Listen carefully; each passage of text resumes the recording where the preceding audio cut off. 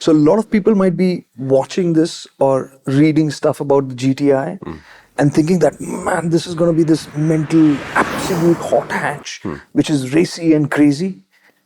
It's not that. It's not that. To you, what does it mean? What does the Golf GTI mean? What would you expect from something like it? To me, it would mean a family hatchback of reasonable size that has been souped up. And usually souping up from a manufacturer can't just be the engine or the frame, it has to be both. So I would assume this car would go around corners faster and it would get to the corners quicker than normal, and then it would brake a little bit higher too. And therefore that would mean the engine has more performance, the brakes are stronger than normal, and the chassis in some way or the other is reinforced to be better around the corners, which to me means your comfort will probably be compromised to some extent. So you're saying functionally fast, but not like racy zippy, like that kind? Not necessarily. Okay, perfect. That doesn't happen no till you add a R or something till the end, right? No? So awesome. Shumi, you effectively summed up what the Golf is. And for me, it was, I went into a little bit of the history because I generally don't pay much attention to that. But the interesting thing is the Golf has done 50 years. Do you know why the Golf came about? I don't even know why the game was invented. There's no way I know how the car works, man. It was a replacement for the Beetle. Oh, yeah, now I remember. Yes, of course, yeah. It was a replacement for the Beetle. So effectively, it's a people's car. Yeah. In the sense that it's meant to be a practical family car. Correct. And The that's base where Golf, it started off. Yeah. The base Golf. And that was 74. And the year after that, they came out with the GTI.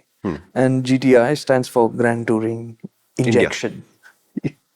India now. So it started off as a simple, humble car, which became a go faster version. Correct. And that was the important context setting that happened in the course of this drive to understand where the GTI actually fits into the Golf family. Right. So the Golf GTI is exactly what you said. It is this, for Europe, a family car, but a little go faster. So this is what. So a lot of people might be watching this or reading stuff about the GTI and thinking that, man, this is going to be this mental, absolute hot hatch, which is racy and crazy. It's not that. It's not that. Which is why, and in my process of learning about the Golf, I realized that they have a Golf Club Sport, right? Which is a step above the GTI Club Sport, which is a step above the GTI. So the GTI we have in India, remember we spoke in the Tiguan that they didn't bring the 265 PS version of the engine? Correct. That's the engine the GTI has. Right. But the Club Sport has 300 horsepower. And then there's the R, the Golf R, which has 330 horsepower. Which is the maxed. Which is the Golf. max, which has all-wheel drive.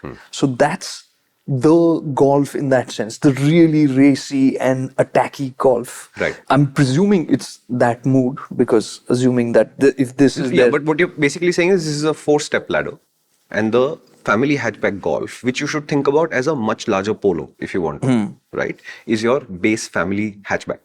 We don't get it in India primarily because it will be ridiculously expensive to bring it as they make it for Europe. Yeah. And if they were to reinvent it for us, I'm not convinced we'd buy a hatchback that expensive. Yeah. Right?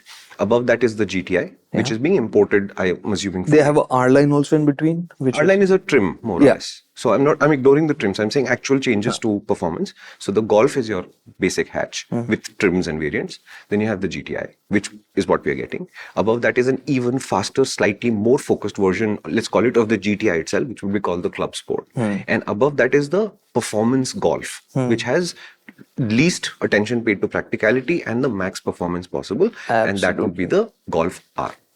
Perfect. Right. So if you set the expectations like that, then you will enjoy what the Golf GTI is. Right. If you go in expecting this to be the R kind of thing, or just imagine it to be like this completely out there hatch, it's not that. I've been told I'm too jocular in these calls to actions. I have to be very serious about this. So I'm glad you enjoyed this clip. I hope you've liked. I hope you've shared. I hope you've subscribed. And what I'm hoping for is now you'll come to our main channel, MotorInc. This video is a clip from one of our much longer videos where we discuss this idea in great detail. Come and watch it there with us. And then you'll find me there on the other side asking you for more likes, shares, and subscribes there. Oh no, I'm supposed to be serious. Apologies.